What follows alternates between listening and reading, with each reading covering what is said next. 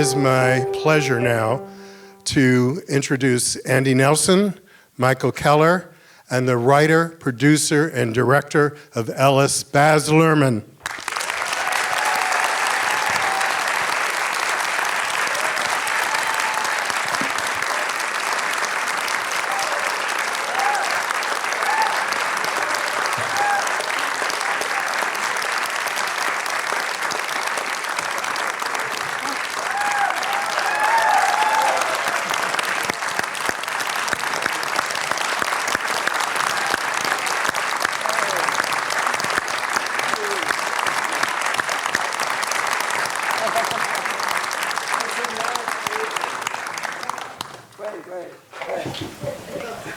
Elvis is in the building. Yeah.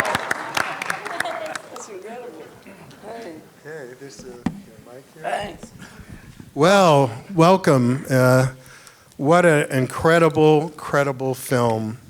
But before we jump into it, I just want to say it's been 20 years since we've had you back in the Rafale, and 30 years since we opened the Mill Valley Film Festival with Strictly Ballroom. I mean, you know, Mill Valley actually kind of discovered Strictly Ballroom in the year. I have an incredible long relationship. I even mixed Romeo and Juliet up in Skywalker, you know? And we did La Boheme, the out-of-town trial for my last stage production. We did that in San Francisco. And Mill Valley was like absolutely one of the first kickoff points for Strictly Ballroom. But can I just say one thing? I walked in here and I was reminded how beautiful this scenery is.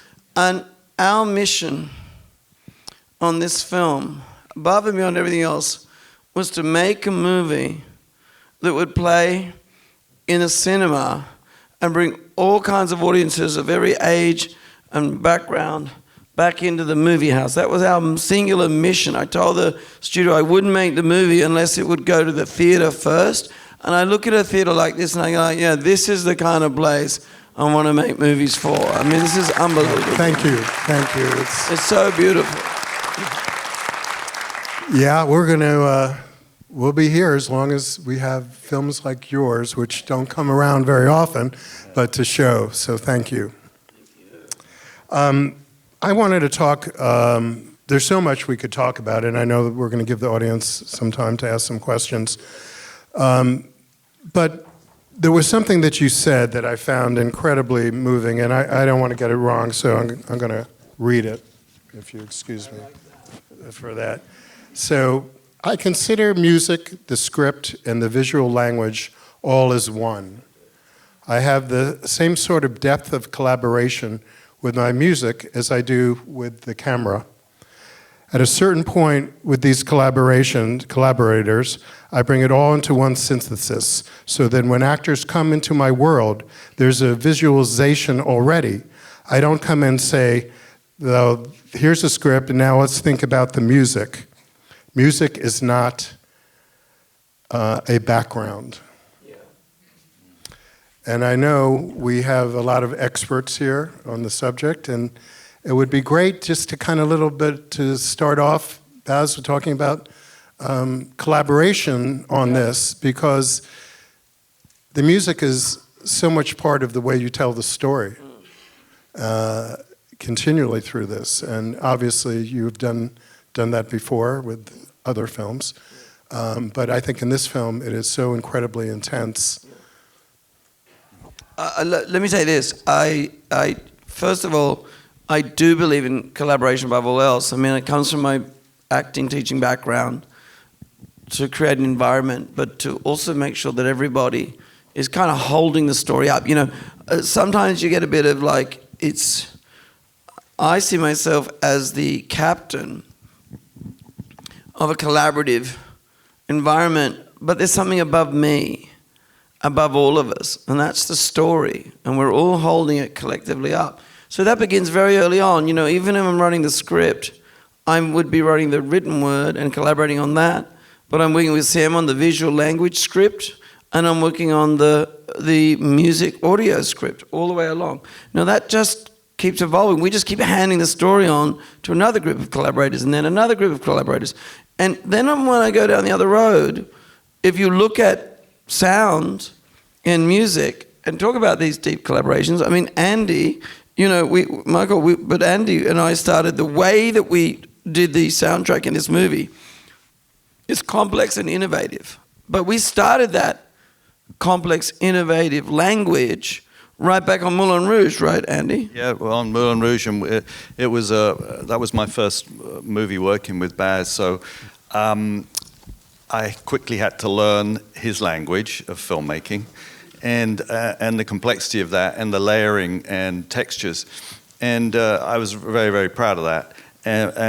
But I didn't know we'd be revisiting it again these many years later in an even more complex fashion, because I think the layering in this one is so extraordinary, and the way I think that it works so effectively is by making music, by saying that Elvis's music is timeless, because you can put Doja Cat in there, you can put Eminem in there, you can mix it up with all these different people, Stevie Nicks. You know, it doesn't matter.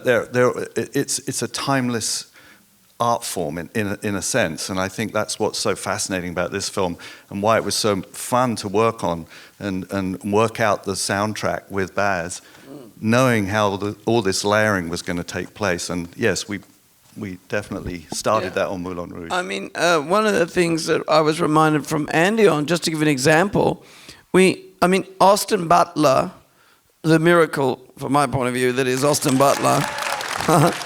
I mean, I say this, you know, I love to live the movies. I just could live and research.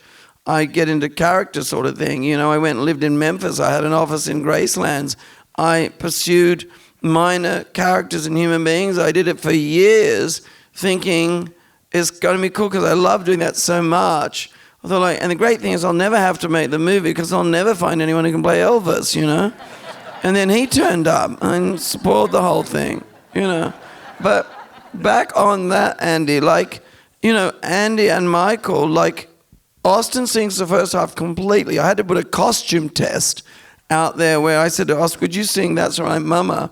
No auto-tune here, friends, right? And put that out there to prove it was actually him singing it. But halfway through, we start to mix it with Austin and Elvis. And there are times when we're not only mixing Austin and Elvis's voice, because Austin sang it out all the way through, but we also had to strip out all the orchestration and rebuild those because they're not usable, right? And in amongst all of that, there's, like with Michael, with crowds, you're dealing with screaming crowds, and this is keening, not screaming. You know what keening is? Well, if you've been to a BTS concert at Citi Field, I can tell you what that is, right? It makes your ears bleed, and I love loud, So it was so complicated, but so enjoyable. Yeah, it was so complex, and I've said this before. The amazing thing with Austin was that I could switch between the vocals, and there were times when you really didn't know which was which. He was that good, and it was an extraordinary experience. And the early Elvis recordings, the first time you really hear Elvis in the movie full on is at the '68 comeback special. But the tracks were in pretty poor shape, so it took a lot of work to try and get the definition and to make it part of this movie, essentially. It couldn't suddenly sound very vintage and dated. It had to have the real contemporary sound to it in a way, but it was all fully authentic. And then from that point on, Elvis's voice got better and better recorded, so it was a little easier. But Austin is peppered throughout. Even though he sings entirely up to the first half, he's peppered throughout the rest of the film. That's right. You know what, Andy, you remind me, even at the end, he's singing, oh,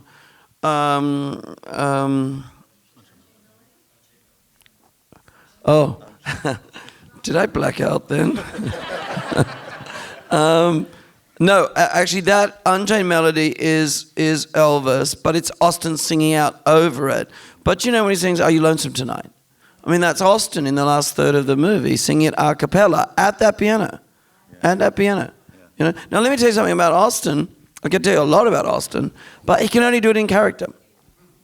He can only do it in character. You go out to a discotheque with Austin, he can't dance at all. He doesn't even want to.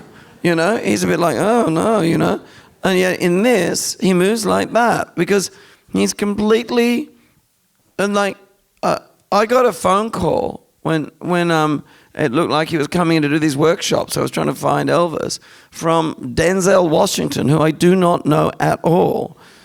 And he said, I've just been on stage with a young actor. I had to ring you because you're going to see a work ethic like you've never seen before in your life. And he was not wrong, you know?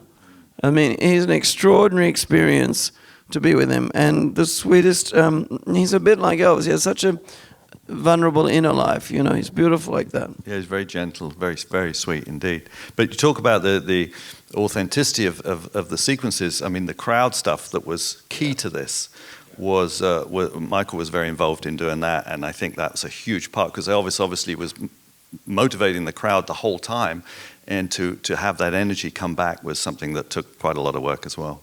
Yeah, especially later once he's in Vegas and we got the full orchestration from Elliot, our composer, to enhance the soundtrack even more from the original track, and then Andy had the original vocals stripped out, and then we played the crowd around it. Yeah, I mean, to give you an idea about that, the sequence in the beginning where we're in the Pentecostal tent. So we recorded a lot of Elvis and a lot of Austin with Dave Cobb in Nashville in Elvis's Studio B, right? Where he recorded, Dolly Parton recorded I Will Always Love You and Jolene in that studio. That's how legendary it is. Dave runs it. But to get authenticity, we went out to churches and Dave got RCA microphones, lots and lots and lots of them, like from the period, mic'd the wooden boards, right? And I just remember it was the most beautiful thing because Austin and we were all there and we had Pentecostal gospel singers in the churches recording all of that sound. And it wasn't just the sound of the singing, it was the sound of the claps and the feet on the wood and, because it's a very spiritual, powerful thing.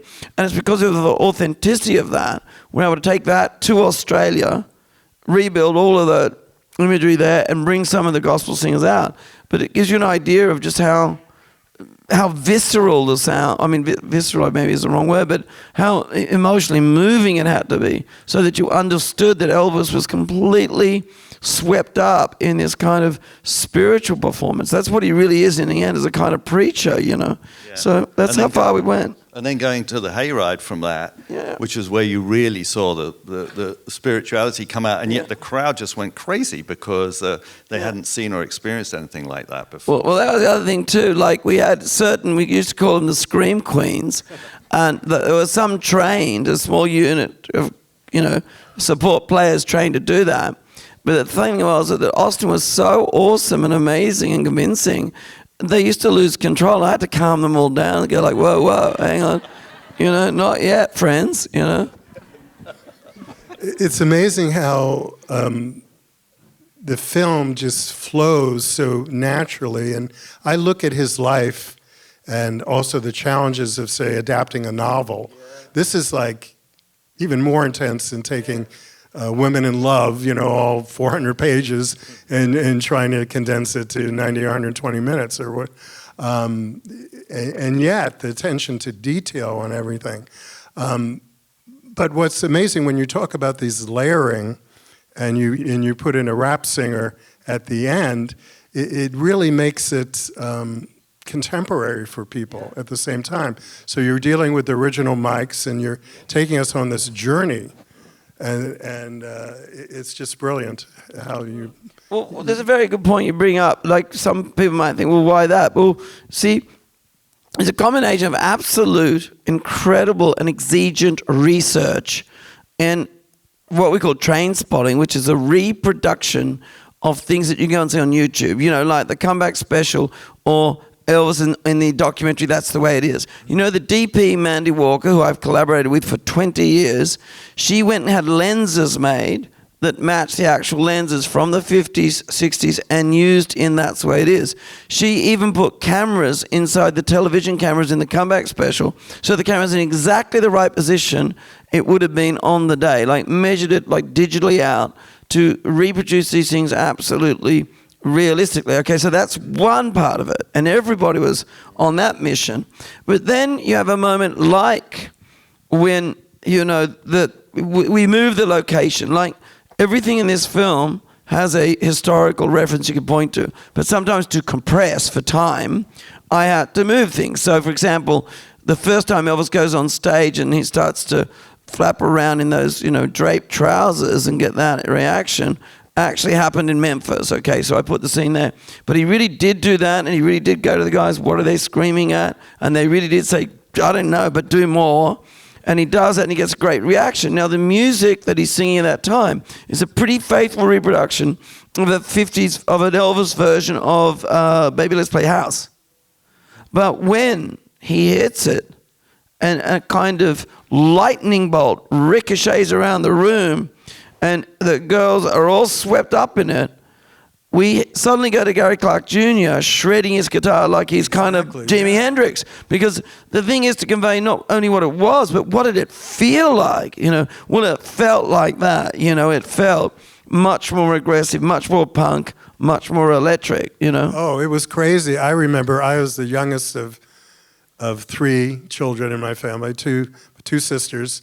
And my older sister was just exactly like in the movie, she couldn't control herself. And my father would come in and go, if you don't calm down on turning this off. And he did. And then she got so much more hysterical, he had to turn it back on. But yeah. That's amazing. You know what, by the way, talking about reality, Marian Kaiska, who is, the Sun Studios owner's like assistant, she's in the movie. He says, come on, Elvis, come on. She tells the story where on the very first time Elvis performs, she's there and she's shushing.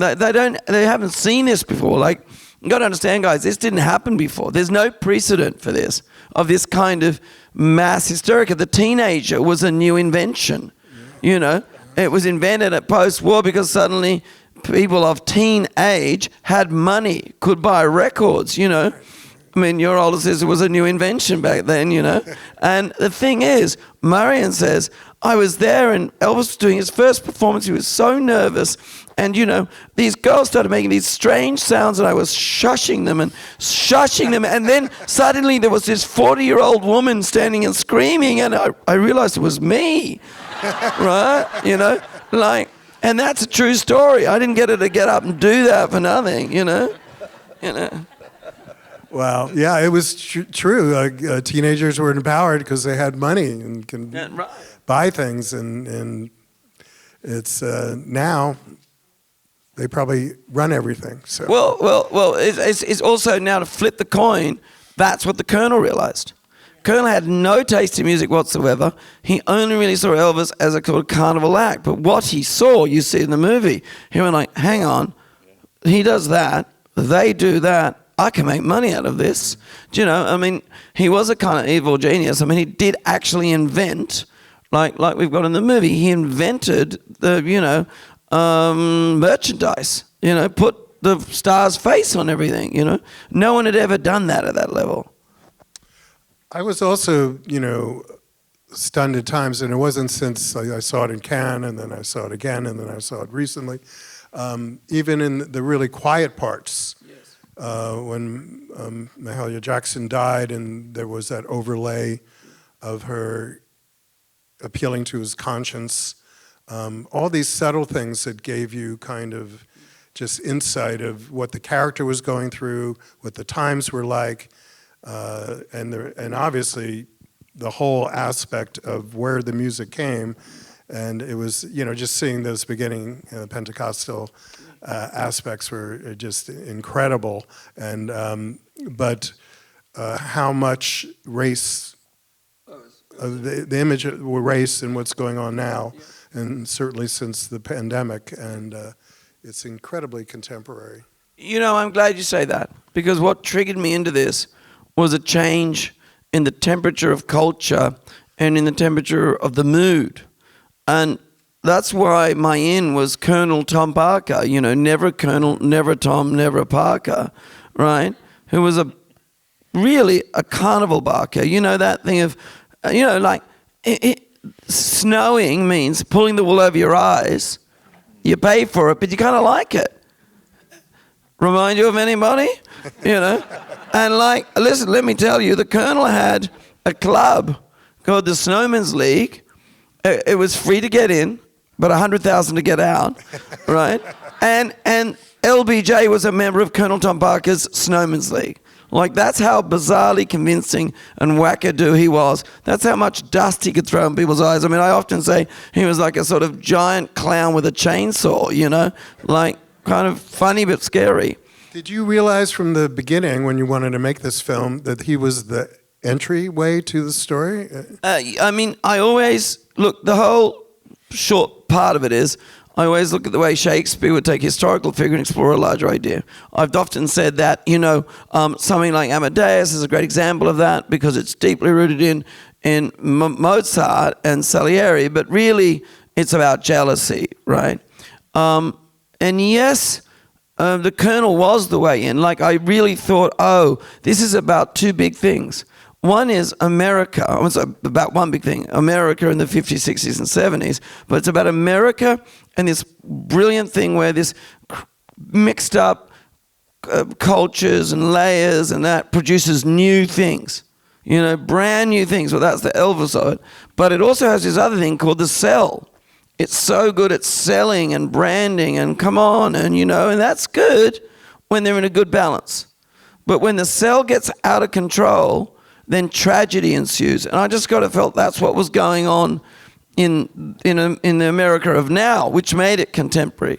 And let me just circle back with this other earlier thing you said. Look, no black music, no Elvis, right? And part of this for me was the journey of finding out for myself. I mean, I made a show called The Get Down, and I worked with Nelson George, who's a very revered writer of black music. And I really want to find out about this relationship. And the deeper I got into it, you know, the other biggest reason to do it was about race in America. Because actually, for example, that sequence you see with the little boys in the tent and they go and see the juke joint. Yeah. I spent like so long trying to find this guy called Sam Bell. I sent a FedEx to a house in Tupelo, eventually got an address. We pull up there, the FedEx is sitting there, been sitting there a week, dripping in water. And this young music supervisor guy called Brian says to me, I said, well, he's not here. Obviously, he must have passed. He said, so we come all the way to Tupelo from Memphis, and we're not going to get out of the car and knock on the door. And I'm like, okay. So I get out. I look down. There's cobwebs around the frame of the door. Definitely not there. Definitely not. So I sort of pick up the sopping FedEx thing, you know, and he says, so you're not even going to go around the back and knock? Yeah, I'm going, Brian, you're killing me, man. Like, I mean, I'm probably going to get arrested, you know, that's trespassing, you know, because I'm a bit of a coward. So anyway, I go around and knock, knock, knock, and said, hello. This older woman comes out and she says, I said, look, I'm looking for Sam Bell. She says, oh, yes, I'm his wife. He's in hospital the last 4 months, but he's come back next week. Comes back, he's like 70. Sadly, he passed last year. But everything you see, he's the little boy in that sequence. Everything you see, he told me verbatim. I have video of it.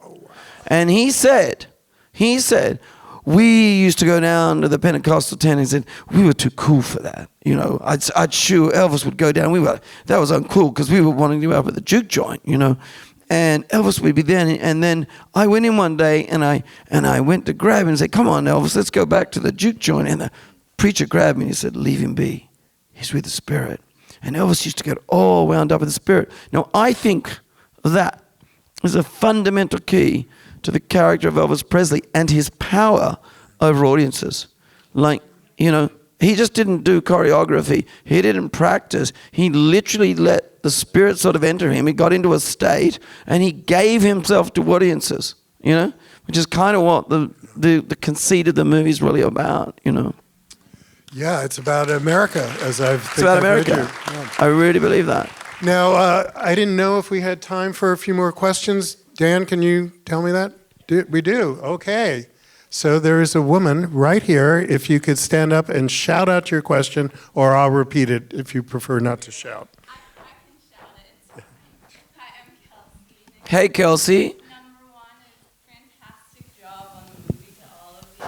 Thank you. Fantastic. This is my second time seeing it, and it's just such a cool movie. And thank you. And my question is, what was your favorite scene to direct? And Oh, yeah. because, you know, you worked with such incredible actors like Austin and Tom Hanks, and it's Yeah. so cool. Oh, yes, is that the question? Yeah. That's a great question. I can tell you because I never had an experience like it before, and I probably won't have it again. So we rehearsed, and we decided to do the most difficult scenes first, like the comeback, but then, you know, the Vegas performance where he's in the white jumpsuit. I mean, I told you about Mandy matching the camera. I mean, even the cameraman had to learn the music and practice and learn all about Elvis and all of that. So now we got it. And from the moment we ran it, and we had Elvis walks in from the back, tunes that guitar, he follows in onto the performance, and Austin did the entire concert, like 4 numbers, with all the patter in between, like completely with the crowd and everything, and we had multiple cameras, and we just shot it like it was the documentary, like completely realistically. Now, let me tell you something. To give you an idea of what an out-of-body experience that was for all of us, I mean, I've got this grip, all right, called Brett. He's worked with me like 30 years, right? He's probably said about 3 words to me in 30 years, you know? You know, and if he's something like, "Oh, boss, watch out, you're going to get squashed, you know, be careful." You know, he might have said something like that, right? Because he moves the camera around. We do this run, the first run, and it's so real, and because the cameras are all exactly where they are in the doco, and because Austin is so mind-bendingly awesome, like however good he was in rehearsal, it was just because the crowd was there. And Austin has told it recently, he said, I'd look down and see the rings on my fingers, and I just kind of went somewhere else. I was Elvis. So anyway, Brett, we called cut, and Brett comes up and he goes, "Oh, boss, I've done it all. You know, I've done the Star Wars, and I've done the Thin Red Line with Terry Malick out there in the jungle, and your Supermans. I've done them all, but I've never experienced anything like that. I mean, I was just shaking all the way through. I think I might have moved the camera. I mean, it was the most incredible thing I've ever seen in my life. You know, and I mean, like, first of all, I was really shocked he could speak, and then saying, "Oh." I was like, Brad, don't worry, we all were shaking too. Like, it's all right, we'll do it again. But it was an out-of-body experience. Like, you just we couldn't focus on doing our work. And that wasn't the only one. You know, we couldn't focus on doing it. Well, I would say that in the work we did, once it was put together and cut, it was one of the most exciting sequences to mix on the soundtrack because watching it, you get chills. You just get chills, and the beauty of the sequence, I think, is that it starts off as a full-on concert, and you really see the power of him engaging the audience. And then when you go to the next song, Suspicious Minds, you're reminded that you're actually telling a story. You're back in the film story again, and now it's part of the process of what the negotiation that's going on with Colonel Parker, and meanwhile Elvis is, the lyrics become very purposeful in a sense, for that part of the story. So I think for us it was, and you agree, right, Mike? That was one of the most satisfying sequences to work on. Yeah. You know what? I think, Andy, you remind us that we had a rule. I mean, well, on the one hand, it's a concert film, but every song, like in an opera, every track had to have dramatic intent. You know, I didn't choose the playlist based on my favorite Elvis songs. I chose it based on, in the end, Elvis, who then reclaims himself out of the comeback special and is going to go in the Lisa Marie and fly around the world and perform in Japan and, see all new love and new audiences and all of that. He's caught in a trap and he can't get out, right? And that is the dramatic intent. We're cutting away to drama where the Colonel really did actually write that contract actually on a tablecloth like that. The tablecloth exists, That happened. Well, everything seems to move the dramatic flow and become a character. Even when Colonel opens the blinds in the hospital and you see the International, it was like, to me now, it was looking like something like dark out of Star Wars or something now. It became a character, and I'm not sure I liked it anymore. Yeah. Do you know what? Actually, there's so much to say, but the International, that showroom is still there, and Barry Manilow was playing in it. And as I am as I told you, I really get into, my God, I feel like I'm sounding like Bill Clinton, with this voice of mine. I did not have sex with that woman. But I mean, my voice is not normally like this, No, Bill's okay. He really loves Strictly Ballroom. He said, Hillary and I, we love Moulin Rouge, but we must have played Strictly Ballroom in the White House 6 times. He said that to me. Anyway, he said, how about that mother? Anyway, I distract us. So what happens is, Barry, I go and see it because it's a huge stage. And Barry very graciously lets me walk all around the stage like that. And, it's still there. And you realize, my God, when Elvis says this is a mighty big stage, it's almost impossible to fill that. So the energy of Elvis's performance to actually, because he was obsessed with, if he saw one, in Priscilla Dome, he saw one person nodding up or not into it, he'd double down on his performance, And this is years in. He couldn't bear anyone in the audience not being kind of swept up in a sort of creative force, So, that was it. Like everything, it was such a joy for me to spend all that time just kind of living it, But I put it in the film. Okay, next question. How about the gentleman over here? Or do you already have somebody pointed out? I'll just keep quiet and you can pick the people. Thank you. Hi. Wonderful film. I'm just curious how much of it is artistic Baz license? Yeah. You were very creative. And also, do you have, was there a film crew filming you film so that we can see your experience from that? The making of it? Yeah. Look, let me tell you this. Actually, I had extremely taut rules about how we went about this. And what I mean is that there is nothing in that film that there isn't a historical reference for. The only thing I actually did do was compressions, right, of time and place. But let me give you an example. I mean, it's quite interesting because I think what happens is that Elvis has such an extraordinary life. I mean, there's 50s Elvis, the rebel, the punk. There's 60s pop, family Elvis. And then there's, 70s Elvis, where he fights back and then he sort of gets lost in the 70s miasma. But, for example, people often, I've seen a few critics sort of go like, well, that didn't happen, all that. Well, actually, Jerry Schilling, I saw him last night. We saw him. Yeah, and Jerry said, when MLK is assassinated, they are in at Winnebago, and he drops down there and says, Dr. King. And he always spoke the truth. When they're doing the comeback special, like that, it seems fantastically well structured, doesn't it? That they're right at the minute of, finally doing their final moment, and RFK is assassinated, and you've got great drama there. But that actually happened. And not only did it happen, I was very privileged in that I had this research and writing room at Graceland. But the Colonel, towards the end of his life, was so desperate to get money, he was going to put up his own show of Elvis. And he couldn't do it, and he needed the cash, so he just sold all of his stuff to Graceland. But it was just sort of in a dumpster, And in amongst all that stuff were his files, and there was a tape recorder. He looked taping himself. But I found an email that said, if you don't sing at least one Christmas song, I'm leaving you, right? So that's true. I just put it into dialogue. But when RFK gets shot, which is only about 25, 30 minutes from where they were rehearsing, I've been it's still there, the stage, the rehearsal room, right? When that happens, that song, Elvis could remember MLK's speech verbatim. He had a prodigious memory. And they did, in fact, write that song. I mean, it took more days. I probably had it in one night. Probably took 3 days or something.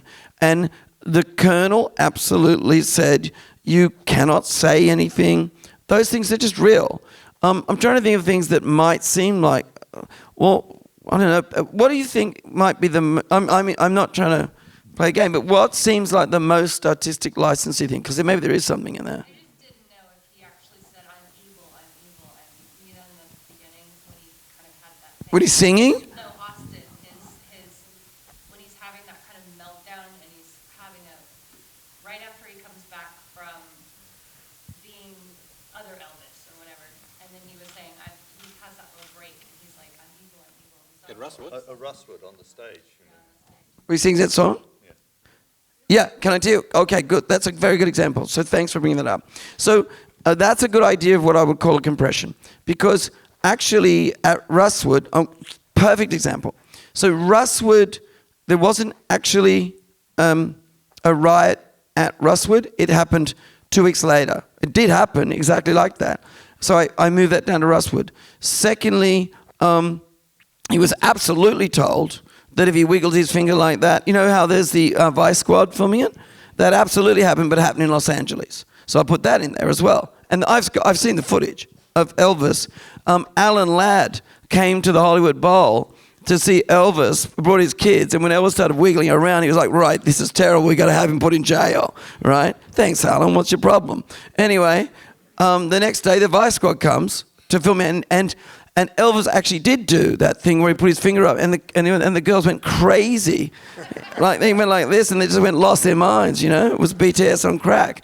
You know, like that. So I put that in. He did not actually sing. He sang 2 other pieces at that concert. But I really wanted something in there from Kid Creole because it was actually his best performance. It was directed by Michael Curtiz, who did Casablanca, you know. And also, it was just dramatically, and again, the music, so here's the rule. I chose music that would be dramatically appropriate. So him singing Trouble from Kid Creole, which was done in a jazz version, but more like in a punk, yes, that's moving that song from that movie, and that's putting it there because it had more dramatic intent to do it there. Yeah, but all those elements, as I say, have a historical reference. I just sort of squashed them and layered them, you know, or utilized them for drama. Yep. Well, I want to thank you, Baz, Michael, Andy, for coming to the Smith-Raphael Film Center and sharing this unbelievable process of this film that has given everybody so much joy. And I can't say enough about the film, and I know you will be rewarded for it. And if you're not, it's a crime. Well, thank you. Thank you. Thanks a lot.